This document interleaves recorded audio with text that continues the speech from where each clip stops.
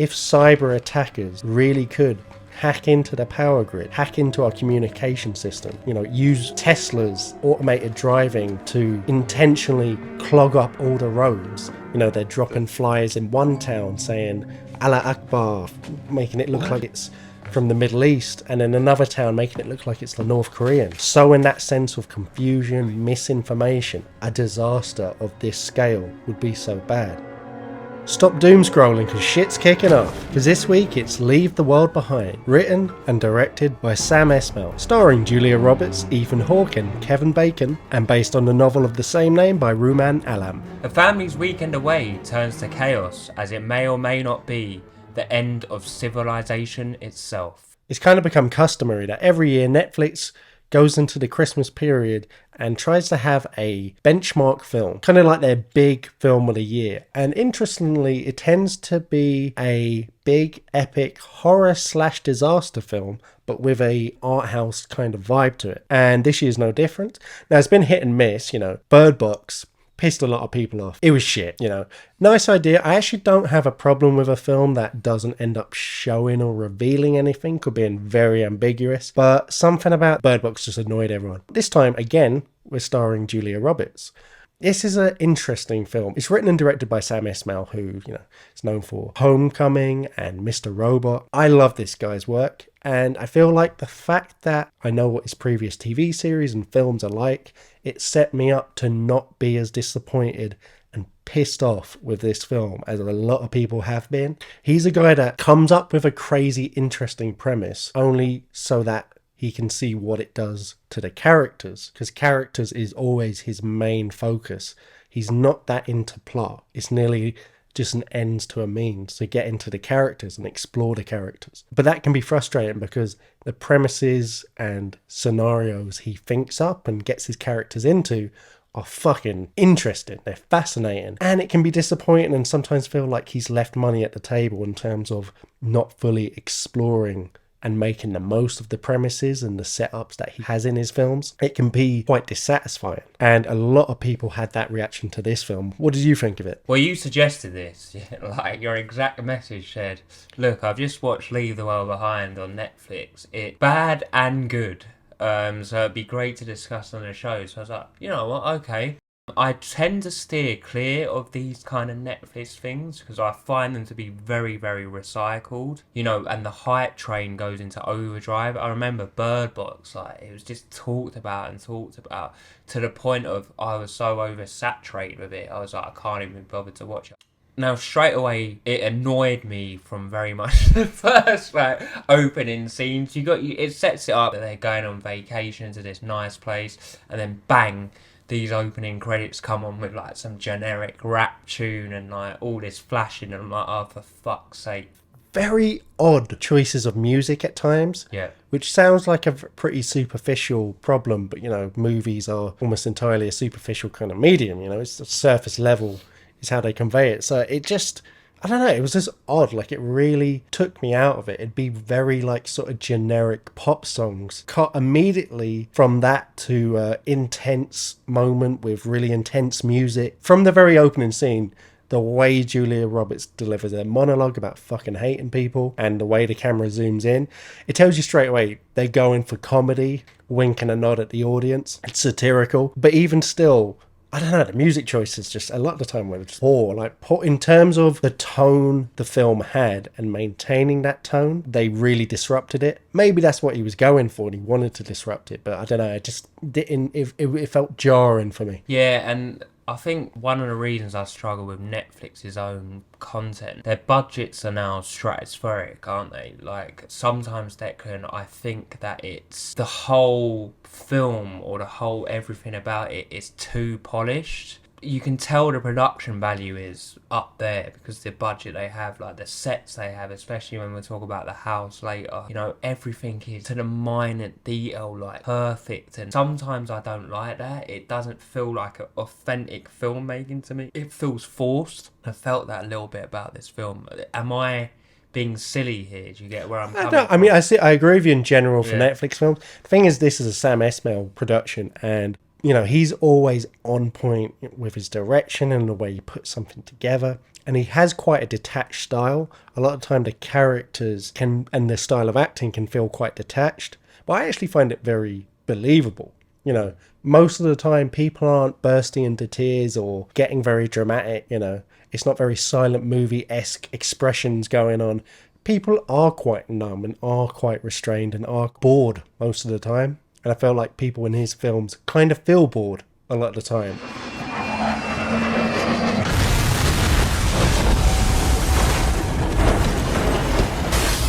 But also the production value wise, he has a beautiful eye for the camera and eye for camera movement. He goes a bit wild at times in this films, and I don't mind the camera movement. A lot of people have criticized it, but you know, it's pretty uncinematic in a weird way. The way the camera moves about, like it almost turns what doesn't feel like a set, it feels like a house, the house they stay in for the whole film.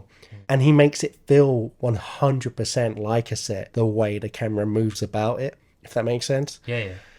If you know what he's like and his style and his good points and his bad points before watching this film, they're all kind of turned up to 11. And I feel like this was a film where he ended up enjoying the smell of his own farts a bit, if you catch my drift. He was self-indulgent.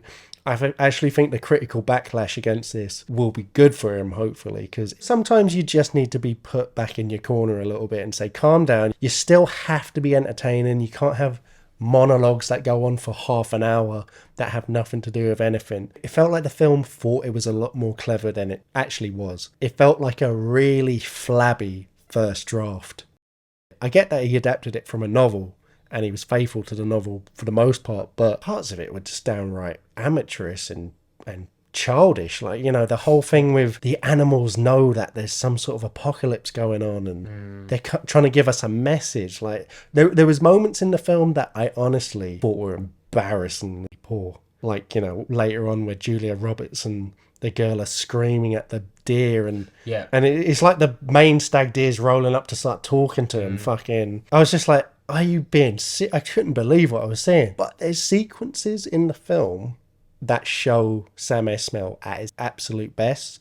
And one of the things I think before this film he was most underrated for was his ability to build tension and that sort of fear of the unknown and that slow, uneasy feeling he can build up in you as a sequence unfolds or as he gets to something, and the sense of impending doom that builds throughout the whole film to the point where you're like, can we fucking get to the doom, please? Like, but it's brilliant. Like, in terms of that, the film is fantastic at building the suspense, but it's intercut with these moments that nearly had me like laughing and rolling my eyes. It's kind of like a film that we're very huge fans of, but this film done what this was trying to do a lot better, and that's Barbarian. Strangers in a house, don't know each other, what's going on here?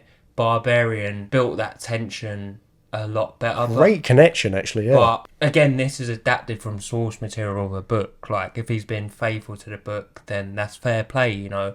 But I feel like Barbarian as an idea, Declan, was just bang above this, you know what I mean? Because at the end, I'm sure we'll get into plot and what happened. When this finally finishes up, it's quite basic, and it's probably a plot that you could have guessed if you read into it a bit more. Sometimes I'm struggling to read into it because, you know, as you said, there was downright embarrassing bit. I mean, I was cringingly embarrassed about the scene where they dance with all the records. Yeah, that was Julia the other big Roberts puts on the fucking rap music, and I'm like, let's listen to this.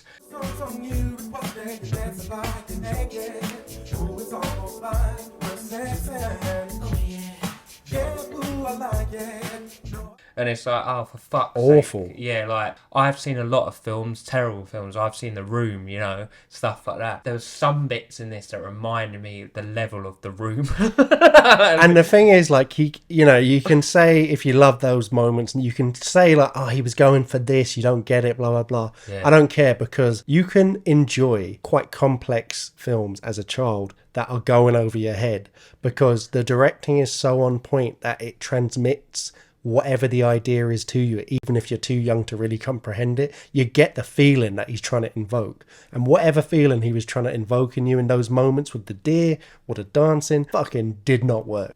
But when he's trying to invoke that sense of dread, it works so well, and I just wish he'd cut out those other sequences, or if they didn't exist in the film.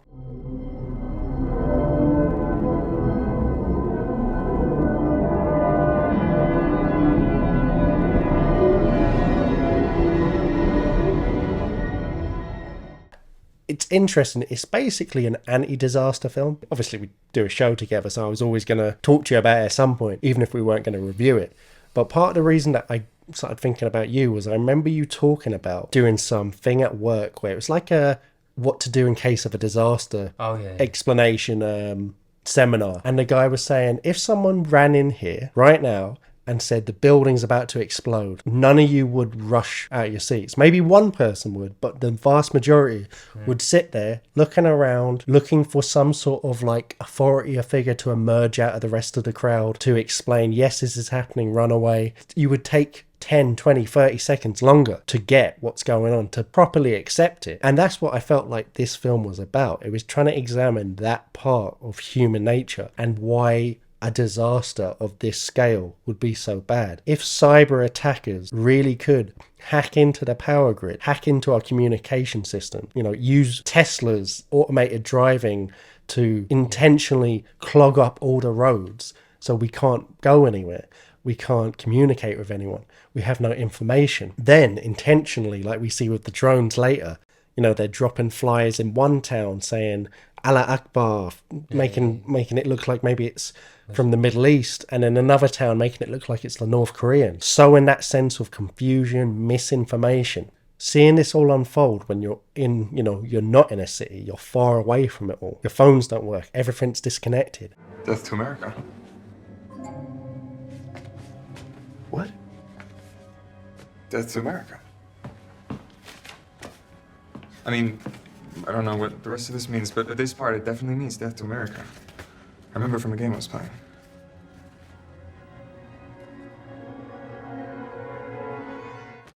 The characters do a lot of things that don't feel too realistic in this film, but what they do really realistic is the fact that they're all like, nah, it's not though, is it? Like, it can't be. It can't be the end of the world. And it's mirrored beautifully in that first real hint of something's going wrong. The family are by the beach and they see that ship in the distance starting to come in, and it's so slow, and they're so slow that they literally fall asleep, and they wake up and they see it again, and the daughter's like, oh, it's getting closer, and they're still like, whatever, until they wake up again and realize it's only a few feet from shore. And even then, the husband's still saying to his wife, no, but it's going to stop. Someone's going to stop it, aren't they?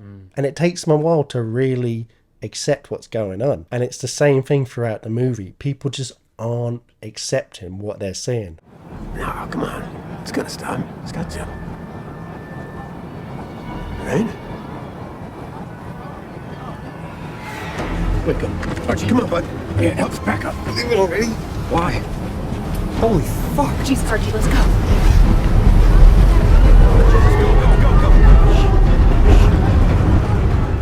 The whole element that you touched on of the disaster of technology thing. I actually had a conversation unrelated to this with someone else. How much I rely on my phone. If I'm going to a place I don't know, Google Maps will tell me the way. If that broke and then you threw a map book at me and was like, work out how to get to there, I'd struggle. Everything these days is run by technology, and we really would struggle now to, kind of do that. And you talked about disaster, the COVID pandemic, going to the shops, overbuying stuff, like doomsday sets in, and, we all laugh at these people that have bunkers and all this and that, but what if they're right? Well, not specifically about, because they might have any array of theories or conspiracies or worldviews, but in terms of just, hey, I'm building a bunker because shit might go very wrong, well, then they're 100% right. How could you possibly argue they're wrong? Because you're basically trying to argue that there's no possible future reality where shit hits the fan and, anything could happen. An asteroid impact could completely affect the world. A much more deadly virus could affect the world that not only disrupts our daily lives like COVID did, but maybe kills a couple of 100 million people. A solar flare that completely destroys all our electrical implements literally would put us into an even worse scenario, arguably, than they are in this film. And it's like later when Kevin Bacon, who is the prepper character essentially, is in that scenario when G.H. Scott is ended up pulling a gun on what was his neighbour in order to try and, help this family that's staying in his house. And Ethan Hawke is freaking out, and he's literally saying, like, I don't know what to do. Like, I'm useless. I'm fucking like, I'm trying to look after my family. Without my phone, without the internet, I'm fucking useless. I can't do anything. Please help me. Just do something. The only way this ends is if you get back in your vehicle and drive away now. Drive away to what? All the roads are blocked. We're in the middle of God knows where. There's no one else around. I have no idea what I am supposed to do right now. I can barely do anything without my cell phone and my GPS. I am a useless man. And it sums up that thing of how we really have become so reliant on this technology. It's never been easier to destroy civilization overnight. Because, you know, if you went 100 years ago, then if you could somehow wipe out all farming, you could fuck up the human race. If you couldn't do that, what could you really do? If you made all the oil lamp in the world run out at once, it'd be dark. But society's going to be fine. You know, you take out all the horses, logistics might be a bit tougher, but everyone's going to be fine.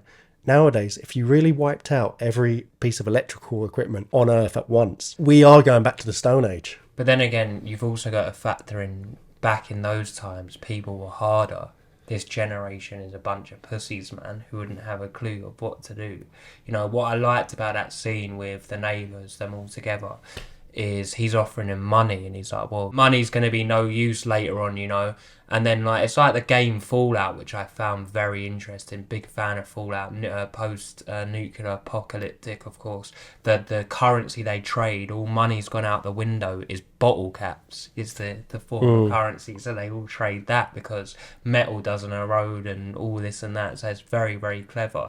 Going back to the direction and the build-up of tension, I like the fact that they go to the Airbnb, the shit things happened, he's asking for explanation, the police officer or the Coast Guard person saying, oh, this keeps happening and ships have run ashore all around the coast, all around the world. So you get that brief bit of information, you're slowly getting excerpts of stuff that you're working out in your head, and then later on we're introduced to Blade himself, I'm going to butcher this, Mahershala Ali. Is he the new Blade? Yeah. It's a pretty cool choice, I like that. It's a very good choice. He turns up with his daughter and he explains, oh, actually, there's been a power cut or a blackout and this is my house and, you know, I've come back to the familiar route of what I know back home. Can we stay here? To which, you know, Julia Roberts gets angsty. She's got kids upstairs. So would I. Like, who is this person? You know, we're getting all this tension, Declan. She's asking for ID, which is a valid request. Yeah, I would as well. She's who the fuck are you? And then he's turned up dressed in a tuxedo as well. We're like, who is this Don? Like, do you know what I mean? He doesn't have the ID because he's left his wallet at the opera house. He's there with his daughter. His daughter's an annoying little bitch, number one. And we're getting all these elements. Who is this guy? Is he a real person? Is he there to fuck them over? Tension building, as you said, that is a positive, the way he builds the tension up. So this was really good. And then we slowly see them as they're stuck in the confines of the set or house together, their relationship build. And I did like this middle bit of the film where we're really seeing the evolution of the two families' relationship. Yeah, and what at times feels like a quite detached film emotionally, I do like the fact that there is a sense that the two families do come together and do work together and seemingly will live on after the apocalypse together, how the film ends, how it sets it up. And it's nice as well because what the film is essentially about, what's happening, is kind of laid out by G.H. Scott towards the end. Because my primary client works in the defense sector, I spent a lot of time studying the cost-benefit analysis of military campaigns. There was one program in particular that terrified my client the most. A simple 3-stage maneuver that could topple a country's government from within. Basically, he's a big-time finance guy, personal finance guy, works for some of the richest people in the world, and that's how essentially he got his tip off, because one of the richest, most powerful people in the world basically quickly moved all their money about and hinted that shit was about to go down. And he talks about the fact that he spoke once to a guy that was really high up in the military, and one of the things he feared most was an attack like this where they would first take out all our communications, all our logistics, all our ability to move, all our electricity, all our communications, then cause mass confusion, you know, releasing the fake propaganda to hint at different things so that everyone's got a different story of what's going on. And then before they even invade, just let civilization rip themselves apart. Let people naturally turn on each other and let the whole thing fall apart. Even if the military is still functioning, bad actors within the military, maybe in this state, won't be sure if they should try and attack the people in this state over because no one knows what's going on, or maybe someone wants to order a coup, maybe a crazy general, anything. But the point is that end of civilization takes care of itself. And one interesting thing that I don't know if you noticed about the fact of how reliable this film might be, how accurate. There's parts of it that are stupid, like even just geographically where they are doesn't really make sense to where they're looking at New York at times. But you can forgive all that stuff. That's just rudimentary. But in terms of how would the government react, what would the possibilities be, how would our defenses be able to, and infrastructure be able to deal with these sort of attacks or situations? Well, one of the chief advisors on the film was also one of its producers, who is President Barack Obama. So Shit, you're right. in terms of reliable advisor, consultant for what would happen to the government under these sort of circumstances, you basically don't get any better. No. And pretty weird that why would he even want to produce this film at all? He is a big fan of Sam Esmail. Like, apparently while he was president, he used to get in episodes of Mr. Robot early before it aired to watch because he was a big fan of it. Yeah. So that's the real reason. But conspiracy theory wise, it's a lot of ammunition to get excited. I guess the takeoff that I got from the film and your monologue there, panic and mass hysteria is probably the greatest weapon that you can deploy, because people, once they panic, lose any semblance of reality, and we've seen that before. And if this did happen in real life, it'll be absolute carnage, man. And I've noticed that about myself and phones. It's a very addictive. I'm constantly looking at it. People can't function. You see it when you get to that point on the tube line when you come out of Arnos Grove. You look down for a second and you look up when their signal bars come back. The whole carriage glued to their phone. And they're fine-tuned now to manipulate you. They know, they're so good at it. They know what to do. They're listening to you.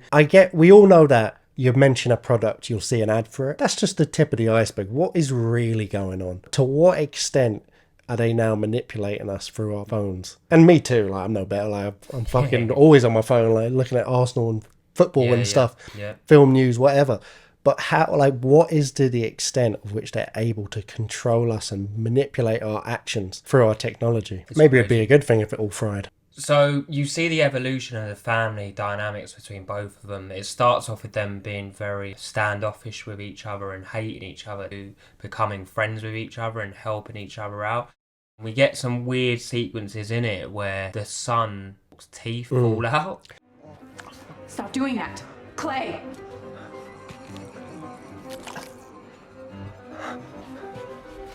My teeth.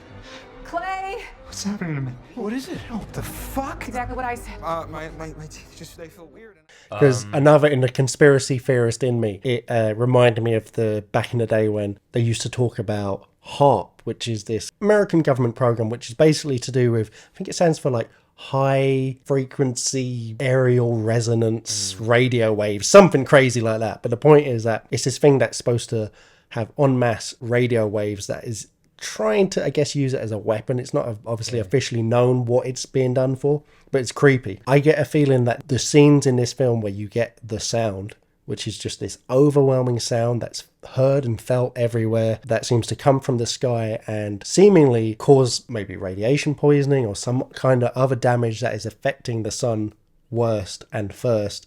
And he's the canary in the coal mine for whatever illness or pain it's going to cause, and his teeth are falling out and he's starting to become really ill. Yeah, so his teeth falls out. As we discussed earlier, they go to get the antibiotics to try and sort it. But it's just very, very scary. And then you've got the daughter of G.H. Scott and Julia Roberts trapped out in the woods near the house, seemingly having a battle Snow White type war with some animals, screaming at some animals and getting them to run off. There's all these like set pieces, Declan, like they try and escape, and you said about the Tesla's cars like reversing into them and all these things, drone shopping leaflets, all these things, and Julia Roberts' other daughter escaping, finding a bunker to satisfy her thought the whole film of she wants to resume watching Friends. She got all the way to the final episode. She got all the way to the final episode. She's gone missing. They can't find her. They're trying to find her. They don't seem to care that much. She was annoying as fuck anyway. she's found a house near to the house they were in. She just walked into it. There's food. She's gorging herself. And then within the house, she finds a bunker.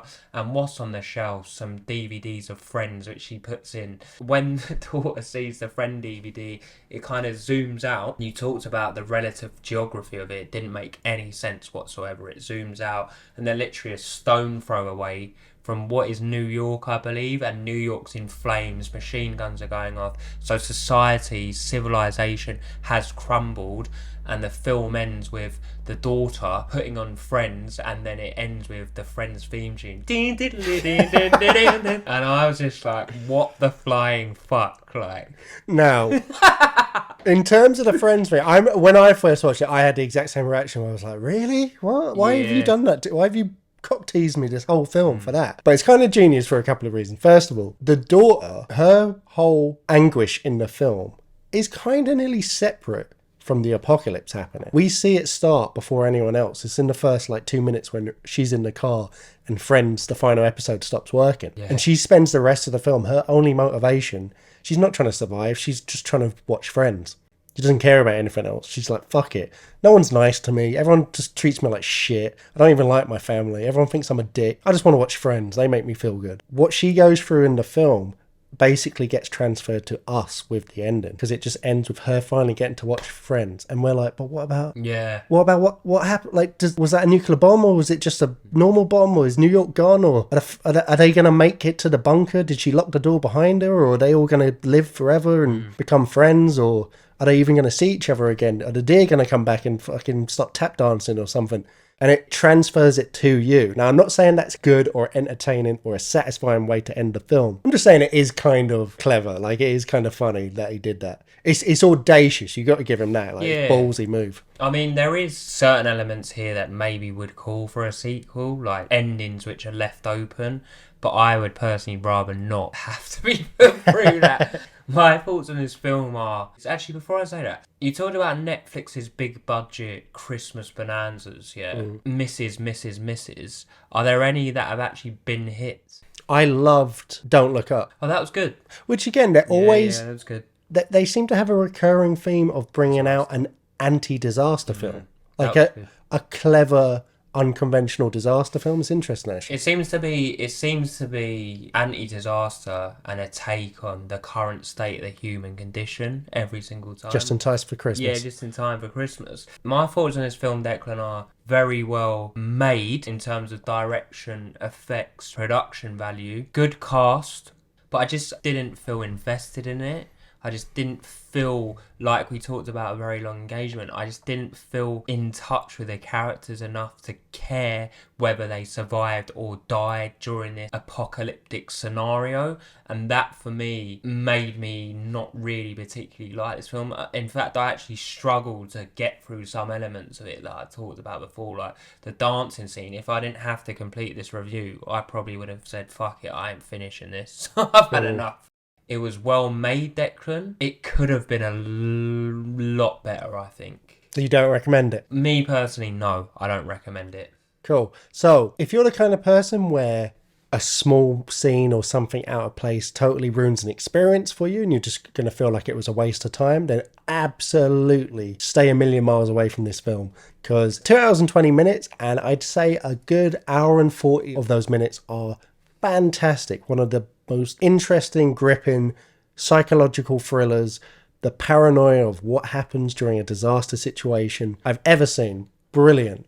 But the problem is there's an additional 40 minutes cut in between it of student film level cringe inducing moments of, I Am Woman, Hear Me Roar, screaming at a bunch of deer in the forest because they're trying to communicate with us because the world's ending. Completely forced, unearned, out of nowhere romance sequences and character development that doesn't actually develop the characters or go anywhere. Awful moments, awful sequences, awful 10-20 minute periods in this film, but the rest of it is fantastic. I'd love to see a fan cut where they remove the horse shit and just keep it to the suspense and the intrigue and take out some of the awful dialogue and unneeded monologues where they've showed us so much to convey what they're trying to say. You don't need to then have a 10-minute monologue where you say it all. It's not interesting. It's not well done. You've done the hard work. Don't ruin it with that. So in that sense, I would if you like unusual disaster films, if you like suspense, if you liked any of the guy's previous work, this is brilliant. Especially if you're a fan of Mr. Robot, because this is actually set in the same universe as Mr. Robot. And there's a lot of nice touches, like the E Corp logo is on laptops and various products. One of the characters' novels that he writes in Mr. Robot features on the bedside table of one of the characters. So there's a couple of nice little nods to the fact that it's the same universe as Mr. Robot. In a lot of ways, the same tone and themes as Mr. Robot, but with some awful filler and awful dialogue and awful moments that really do spoil the film. So in that sense, I recommend it and don't recommend it, depending on what category you fall into. Leave the world behind, maybe leave the film behind. I have no idea what I am supposed to do right now. I can barely do anything without my cell phone and my GPS. I am a useless man.